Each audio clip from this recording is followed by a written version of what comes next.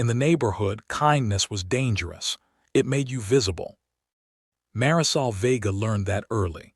At 9 years old, she knew which streets to avoid, which men not to look at, and how to fold herself smaller when sirens echoed at night. Her father had vanished owing the wrong people. Her mother cleaned motel rooms until her hands cracked. Food was rationed, trust even more so. The apartment they lived in smelled like mildew and broken promises. 3 rooms for 4 families. Walls so thin Marisol could hear Mrs. Chen crying through the plaster every night. Could hear the Rodrigo brothers fighting over cards and debts. Could hear everything except answers about where her father had gone. Her mother never talked about him anymore.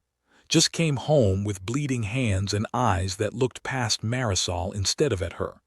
Just left money on the counter, never enough, and disappeared into her bedroom like a ghost haunting her own life. So Marisol learned to be small, to take up less space, to need less, want less, expect nothing. That's why she noticed the boy behind the fence. He wasn't from the neighborhood, you could tell by looking. Too clean once, now stripped down to bones and bruises, but the bones remembered being fed. The bruises were new, fresh, the kind that came from falling from somewhere high. He came every day at noon. Stood just far enough away to avoid being chased off by the school security guard who barely got paid enough to care. Watching the schoolyard like it was a dream he'd been exiled from. Watching the way other people watched television in store windows, hungry for something they'd never touch again. He never begged, never spoke, just waited. Waiting, Marisol understood. She'd been waiting her whole life, for her father to come back, for her mother to look at her again, for the hunger in her stomach to stop gnawing, for the neighborhood to stop swallowing people whole. The boy waited different, though. He waited like someone who still believed in something, like waiting itself was a choice he'd made instead of a prison sentence. The first time she gave him food, her hands shook. It was a Tuesday. Lunch was half a sandwich and an apple so bruised it was more brown than red. Marisol looked at the sandwich, looked at the boy, did the math in her head that 9-year-olds in her neighborhood learned early. Half a sandwich, that was all. Enough to keep him alive another day, not enough to keep her safe from hunger. Her stomach growled. The boy's eyes didn't leave the fence. She walked over, slowly, like approaching something wild that might run. The fence was chain-link, rusted, bent in places where people had tried to climb through and failed. Up close, she could see his face better. Sharp cheekbones, dark eyes that had seen things, a split lip that was healing wrong. He was maybe 12, maybe younger, hard to tell when hunger aged you. She pushed the sandwich through a gap in the fence. He stared at it, at her, like she just performed a magic trick he didn't understand. Then he ate like someone who knew starvation personally. Fast, silent, desperate, barely chewing, just consuming, surviving.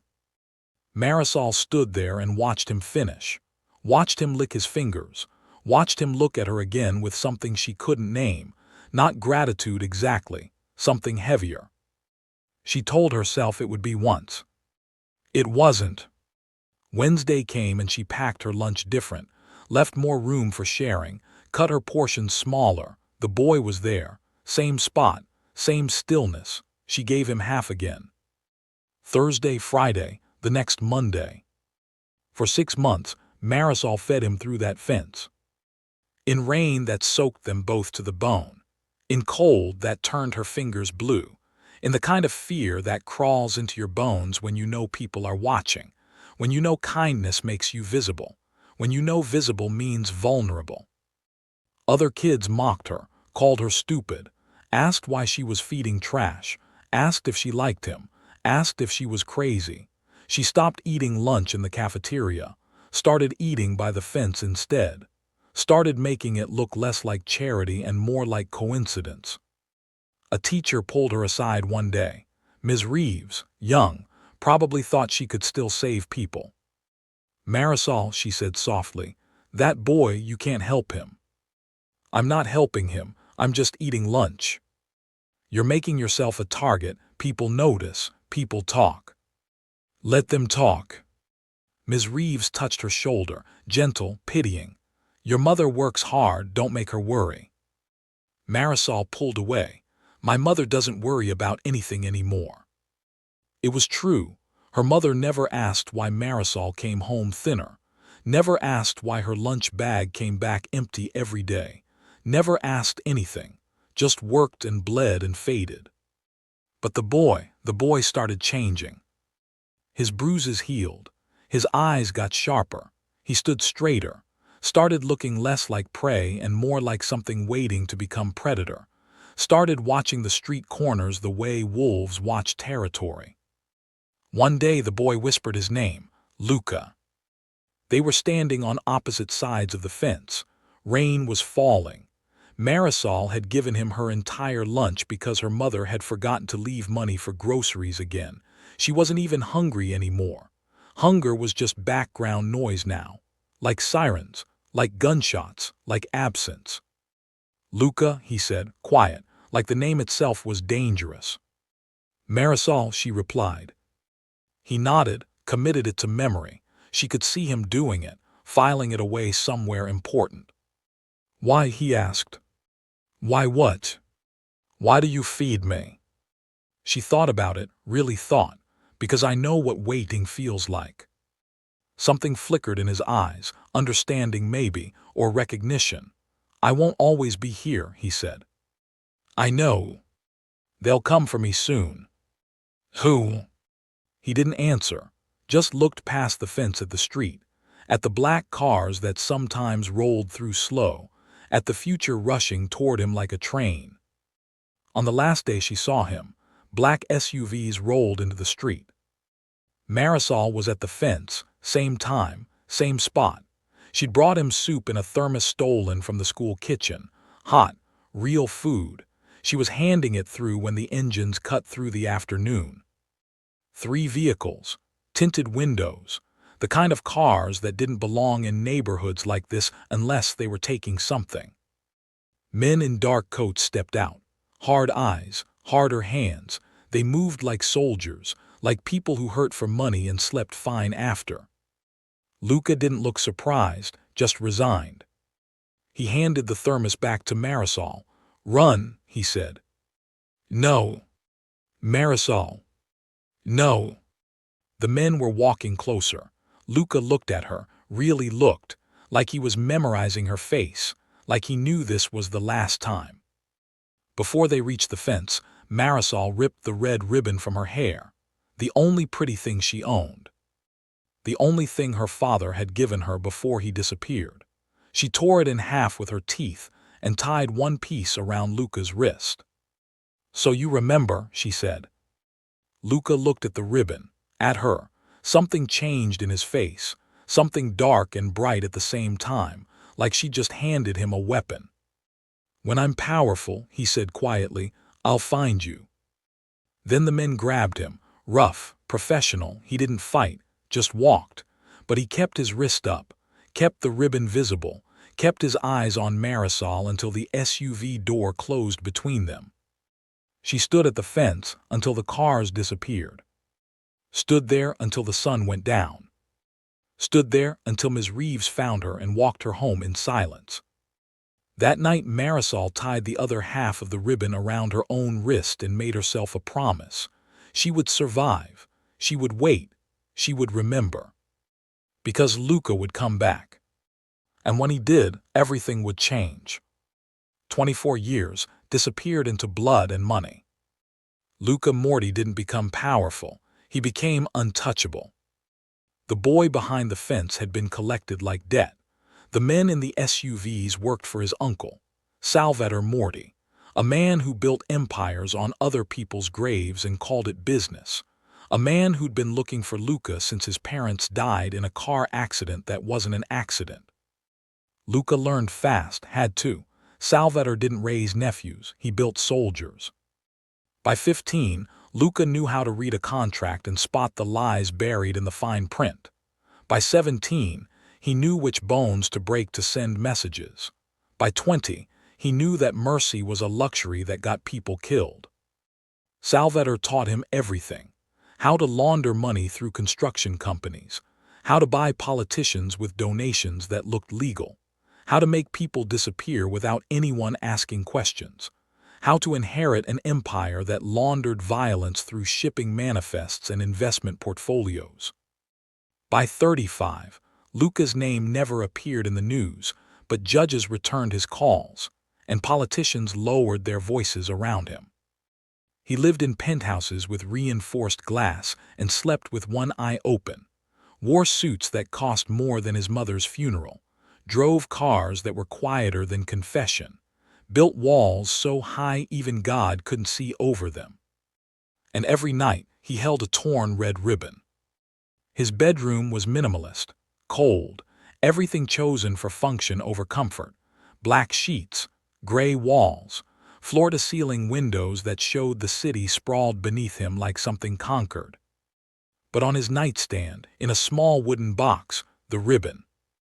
He took it out every night, ran his fingers over the faded fabric, remembered a girl with hungry eyes who'd given him half her lunch when she didn't have enough for herself, remembered the fence, the rain, the kind of kindness that shouldn't exist in a world like his. He never married, never trusted, never forgave. Women came and went, beautiful, sophisticated, forgettable. They wanted the penthouse, the power, the proximity to danger. None of them wanted him, the real him, the boy behind the fence who'd learned to eat fast before someone took the food away. Business partners were the same: useful, temporary, replaceable. Luca kept them at arm's length and a contract's distance. Every deal was control, every negotiation was war, every betrayal ended badly. Salvator had taught him that too, right before Luca killed him. It happened on Luca's 25th birthday. Salvator had gotten sloppy, started believing his own mythology, started thinking family meant something. He'd let Luca close, let him see the books, let him meet the real players. Big mistake. Luca poisoned his wine at a celebration dinner, watched him choke, watched the empire realize it had a new king. Nobody questioned it. That's how these things worked. Survival of the coldest. But the ribbon he kept. Because somewhere in the violence and the money and the power, Luca had made himself a promise: when I'm powerful, I'll find you. He meant it. For 10 years he built his empire, consolidated power, eliminated rivals, bought legitimacy, became the kind of monster that people feared too much to fight. Then he started looking. Marisol Vega, the girl from the fence, the only person who'd ever given him something without wanting something back. He hired investigators, the best money could buy, gave them the name, the neighborhood, the school, everything he remembered. 5 years of searching turned up nothing. The trail went cold fast. Her mother had died 8 years ago, overdose in a motel room she'd been cleaning. Marisol had been 16, no other family, no forwarding address, no records after that. She'd vanished like smoke, or maybe she'd learned what he had too late: survival means disappearing. But Luca didn't quit, couldn't, the ribbon wouldn't let him. He started buying property in the old neighborhood, block by block, building by building, called it redevelopment, urban renewal, investment opportunity. The city council applauded. The newspapers praised his philanthropy. Nobody knew he was really circling a ghost.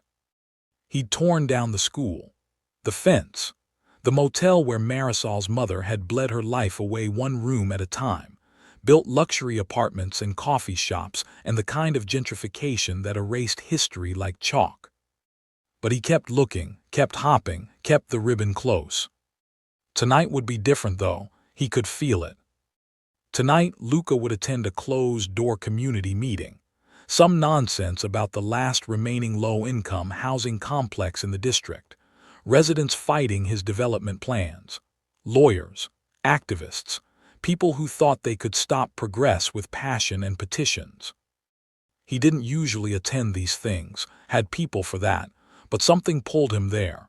An instinct, the kind that had kept him alive through 2 decades of war. Maybe it was the location. The old community center 3 blocks from where the fence used to be. Maybe it was the date. 24 years exactly since the SUVs had taken him away.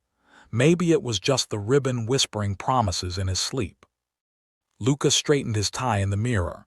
Black suit, white shirt, no weapon visible. He didn't need weapons, he'd become one. His driver was waiting. The meeting started in an hour. He had time. In the elevator down from the penthouse, Luca touched his wrist. The ribbon was in his pocket now, always close, always waiting. "When I'm powerful," he'd told her. He was powerful now, more than he'd ever imagined. Powerful enough to own the city, powerful enough to erase neighborhoods, powerful enough to make judges bow. But not powerful enough to find one girl who'd given him half a sandwich when she had nothing to give. The elevator doors opened. His driver nodded. The car was running. Luca stepped into the night and didn't know that across the city, in a basement apartment that barely had heat, Marisol Vega was getting ready for the same meeting. Didn't know she'd become a community organizer, a fighter for the people the city forgot, a voice for the invisible.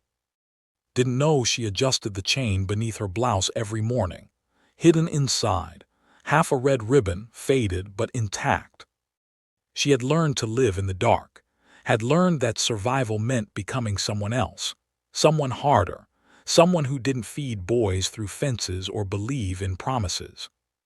She had no idea the dark had been looking for her.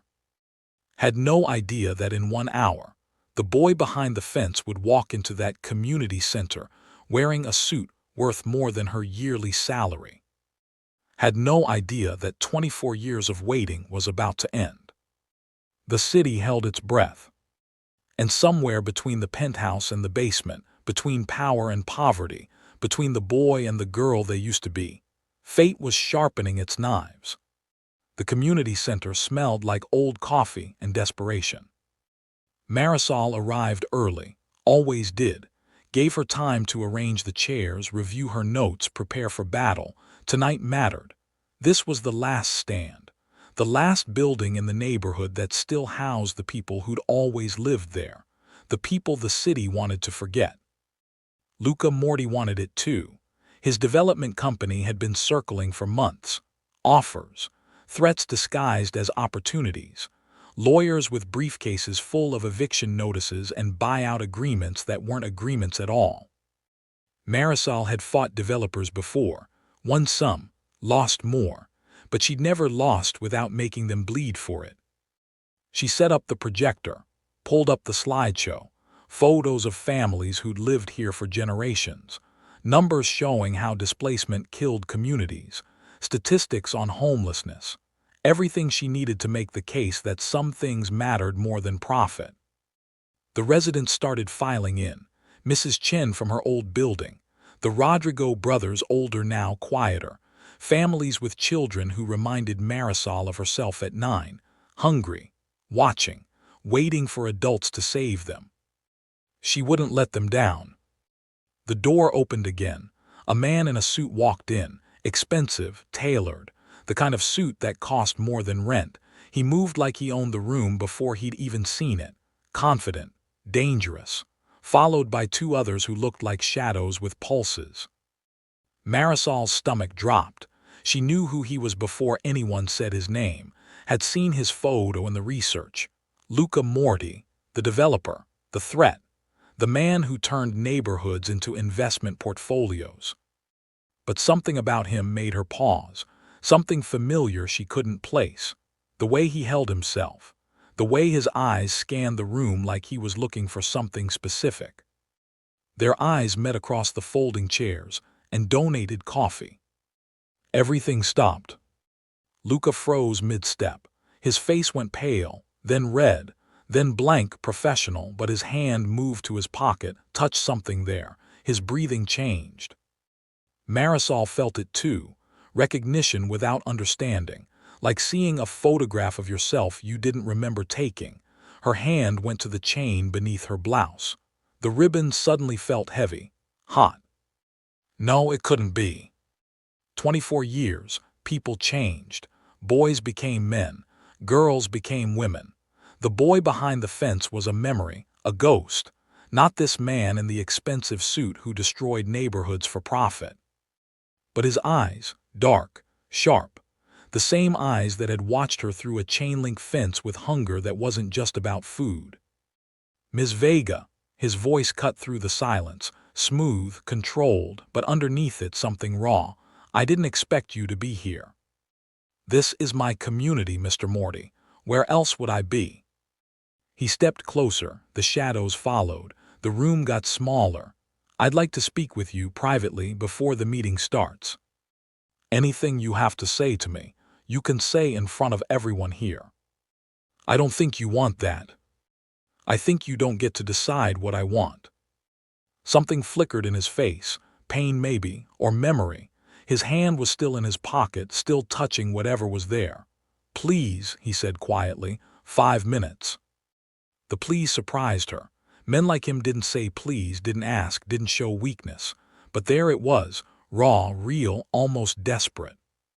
Marisol looked at Mrs. Chen, at the families waiting, at the fight she'd prepared for, then back at Luca, at the boy she'd fed through a fence who'd promised to find her when he was powerful.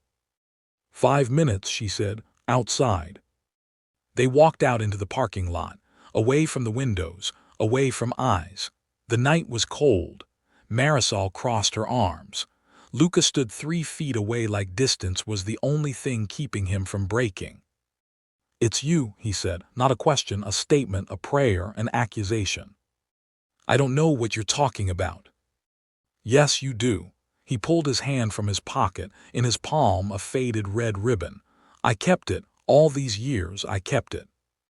Marisol's hand went to her throat, to the chain, to the matching half she'd worn for 24 years like a promise she'd stopped believing in. Luca, she whispered. He closed his eyes, breath like he'd been holding it for decades. You remembered. How could I forget? You vanished. I looked everywhere, spent years, millions, couldn't find you anywhere. I changed my name. After my mother died, started over, had to. Why? Because girls who feed boys through fences don't survive long in neighborhoods like that. Because I learned what you learned. That kindness gets you killed. Luca stepped closer. I meant what I said. When I'm powerful, I'll find you. You found me. Marisol's voice was ice. And now you're trying to destroy everything I've built, everyone I protect. You want to take their homes, erase them, turn suffering into profit.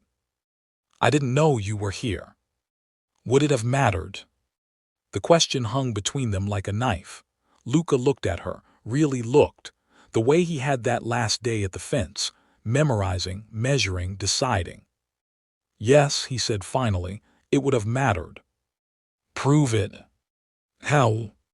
Walk away, cancel the development, let these people keep their homes. Luca laughed, bitter, broken. You don't understand, it's not that simple. It's exactly that simple. You own the company, make the choice. I built this empire to find you. Everything I did, every deal, every dollar. It was all to become powerful enough to keep the promise I made at that fence. Then keep it, choose me. Choose the girl who gave you her lunch, not the developer who takes people's homes. You're asking me to choose between you and everything I've become. No, Marisol pulled the chain from beneath her blouse. The ribbon dangled between them, faded, fragile, still whole. I'm asking you to choose between the boy you were and the monster you became. Luca stared at the ribbon, his hand trembled. What if I can't be that boy anymore? Then we have nothing to talk about. Marisol turned to walk away, back to the meeting, back to the fight, back to the life she'd built from the ruins of the one that had broken her. Wait, Luca's voice cracked. Please just wait. She stopped, didn't turn around. 5 minutes are up. I killed my uncle. Did you know that? Poisoned him, watched him die. Took everything he built and made it bigger, became worse than he ever was. I know who you are, I researched you. I know what you've done. Then you know I can't just walk away. There are people who expect things, investors, partners, enemies waiting for weakness. Sounds like a prison. It is. Then break out. Luca moved closer, close enough she could feel the heat of him. Close enough to see the boy still buried somewhere under the suit and the scars and the 24 years of blood money. If I do this, if I walk away from this development, will you talk to me, really talk, like we did at the fence? Marisol finally turned, looked at him, at the ribbon in his hand, at the desperate hope in his eyes that looked too much like the hunger she remembered. I'll talk to you, but not as who you are now, as who you were, the boy who made a promise. Can you be him again, even for an hour? I don't know. Then figure it out. She walked back inside, left him standing in the parking lot with a ribbon in his hand and a choice that would destroy him or save him. She didn't know which, didn't know if it mattered. Inside, the residents were waiting. The meeting was about to start. Marisol took her place at the front, looked at her notes, at the faces counting on her, at the future she'd fought so hard to protect. The door opened. Luca walked in. Alone this time, the shadows had left. He looked smaller somehow, younger, more like the boy than the monster. He stood at the back, waited for his turn to speak. When it came, he stepped forward. Everyone tensed, waiting for the blow, the lawyer speak, the polite cruelty that men like him used to destroy people like them. My name is Luca Morty, he said. His voice was different, quieter, raw. I came here tonight to move forward with a development that would have displaced everyone in this room. I came here to tell you that progress requires sacrifice, that the needs of the few don't outweigh the needs of the city. Silence heavy, waiting. But I was wrong. He looked at Marisol, only at her. I spent 24 years building an empire because I thought power would protect me, thought money would fill the empty spaces, thought becoming untouchable meant I'd never hurt again. He pulled out the ribbon, held it up. A long time ago, someone taught me that kindness exists, even in the worst places, even when it's dangerous, even when it costs everything. I forgot that, spent decades forgetting, building walls, hurting people, becoming the thing I swore I'd never be. His hand shook. I'm canceling the development, effective immediately. The building stays. You stay. I'm signing over ownership to a community trust that will ensure it remains affordable housing in perpetuity. Gasps, confusion, disbelief. Marisol felt tears she refused to let fall. Mrs. Chen grabbed her hand. I don't expect forgiveness, Luca continued. I don't deserve it, but I made a promise once to someone who mattered, and I'm keeping it, finally. He looked at Marisol one more time, nodded, walked out. The room erupted. Questions, celebration, shock, but Marisol wasn't listening. She was running out the door, into the parking lot, searching. Luca was at his car, hand on the door, ready to leave, to disappear the way she had. Wait, she called. He turned, surprised, hopeful, terrified. That hour, she said. When do you want it? A smile, small, real, the first one that looked like it belonged to the boy instead of the man. Now. There's a diner 3 blocks from here, open all night, terrible coffee. Sounds perfect. The diner was empty except for a waitress who looked like she'd stopped caring about anything years ago. Marisol and Luca sat across from each other in a cracked vinyl booth, 2 cups of coffee between them. Neither had touched theirs. I don't know how to do this, Luca said. Talk like normal people. We were never normal people. No, we weren't. Marisol wrapped her hands around the cup, felt the heat, the realness of it. Why did you really cancel the development? Don't say it was for me. It was for me, for the boy who waited at that fence, the one I buried under contracts and corpses. I wanted to see if he was still alive. And I don't know yet, ask me tomorrow. She smiled, small, sad. You said you killed your uncle. I did, is that a problem? I don't know, should it be? Luca leaned back, looked at her, really looked. You're not afraid of me. Should I be? Most people are. I'm not most people. I fed you when you had nothing, saw you at your weakest. Hard to be afraid of someone when you've seen them desperate. I'm still desperate, just for different things now. Like what? Like knowing if the girl who gave me half a sandwich became the woman I think she did.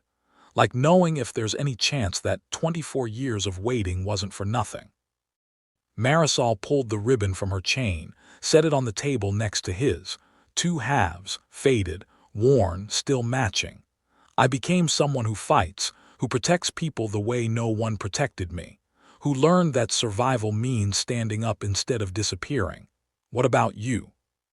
I became someone who takes, who breaks, who built an empire on other people's suffering because I thought power meant safety. I was wrong. So change. It's not that easy. Nothing worth doing is easy. You think fighting developers and landlords and the whole system is easy. It's not. I do it anyway. Luca touched his ribbon, traced the edges. I have enemies, people who expect things from me, investors who put money into projects, partners who demand results. If I change now, I become vulnerable. Good, vulnerability means you're still human. Being human gets you killed in my world. Then maybe you need a different world. He looked up. Are you in that world? I don't know. Are you brave enough to find out? Silence. The waitress refilled cups they hadn't emptied. The night pressed against the windows. Outside, the city breathed. Inside, two people who'd been children together tried to figure out if the adults they'd become could fit in the same space. I'm going to lose everything, Luca said finally. Partners will pull out. Investors will sue. The empire I built will crumble. I'll have enemies I can't buy off or threaten. I'll be vulnerable, exposed, possibly dead within a year. Sounds terrifying. It is. Sounds like freedom too. Luca laughed, real, broken, beautiful. Only you would say that. Only you would need to hear it. He reached across the table, slow, careful, like she might disappear if he moved too fast. His hand stopped halfway. I don't know how to be good. I've spent 24 years being a monster. I don't know if I can change. Don't know if there's enough of that boy left to build on. Marisol put her hand on the table, didn't touch his, just close. I don't know either, but I know you kept a ribbon for 24 years. Know you showed up to a meeting you didn't have to attend. Know you walked away from millions because of a promise made by a boy who thought power would save him. That's not nothing. It's not enough. It's a start. Their fingers touched, barely, just enough to feel the heat, the possibility, the danger. What happens now? Luca asked. You dismantle your empire. I keep fighting for my community. We figure out if the people we became can exist in the same world without destroying each other. And if we can't, then at least we tried. At least the boy kept his promise. At least the girl didn't feed him for nothing. Luca's hand closed around hers, gentle, desperate. I'm going to fail, going to make mistakes, going to have days where the monster wins and the boy loses. Can you handle that? Can you handle me calling you out when it happens? Can you handle me not letting you hide behind power and money? Can you handle someone who won't let you be untouchable? I don't know, but I want to find out. Marisol squeezed his hand. Then we start there, with want, with trying, with two people who survived the worst and are figuring out if they can build something from the ruins. What do we build? I don't know. Something better than what we had. Something honest. Something that doesn't require walls or weapons or pretending we're not still those kids at the fence. Luca pulled the ribbon closer with his other hand. I thought power would make me safe, make me whole, make me worthy of finding you, but I was already whole. At that fence, when I had nothing, when all I had was your kindness and a promise, I was whole then. So was I before my mother died, before I learned to fight, before I built armor so thick I forgot what warmth felt like. We were whole when we were broken, Strange how that works. Can we be whole again? Maybe if we're brave, if we're honest, if we stop trying to be powerful and start trying to be real. The waitress brought the check. Luca paid, left a tip bigger than the bill. Old habits. They walked out into the night. The city was quiet, the kind of quiet that feels like holding your breath. "Where do you live?" Luca asked. "Basement apartment, 3 blocks from the community center. You?" "Penthouse, 42nd floor, reinforced glass and panic rooms." "Sounds lonely." "It is." "You could change that." "How?" "Sell it, move somewhere real, somewhere people actually live instead of hide." Luca smiled. "You make it sound easy." "It's not, but neither was keeping a ribbon for 24 years. They stood on the sidewalk, between the diner and the future, between who they were and who they might become. 2 halves of a torn ribbon, 2 halves of broken people, trying to figure out if broken things could fit together. "Can I see you again?" Luca asked. "Not as a developer, not as an organizer, just as us." "Us doesn't exist yet, we have to build it." "Then can I help you build it?" Marisol looked at him, at the boy buried under the scars, at the man trying to claw his way back to human, at the promise made at a fence 24 years ago that should have died but didn't. "Yes, but it won't be easy. I won't make it easy. You'll have to prove every day that you mean it, that you're choosing the boy over the monster. Can you do that?" "I can try. Trying is enough for now." She kissed his cheek, quick, light, a promise of her own. Then she walked away, toward her basement apartment, toward the community she protected, toward the future she was building one fight at a time. Luca stood there, watched her go, felt the ribbon in his pocket, felt something else too, hope maybe, or terror, or both. He pulled out his phone, made calls, started dismantling the empire, started burning bridges, started choosing vulnerability over power, started keeping a promise made by a boy who thought being powerful meant being safe. Across the city, Marisol climbed the stairs to her apartment, hung the ribbon back around her neck, made coffee she wouldn't drink, stared out the window at a city that was changing, at a future that might include a boy she'd fed through a fence who'd grown into a monster who was trying to become human again. She didn't know if it would work, didn't know if love built on childhood promises could survive adult realities, didn't know if the boy and the girl could exist in the man and the woman. But she knew she'd try, because kindness wasn't just about giving someone your lunch, it was about giving them a chance, even when it was dangerous, even when it cost everything, even when 24 years had passed and the world had changed and nothing was simple anymore.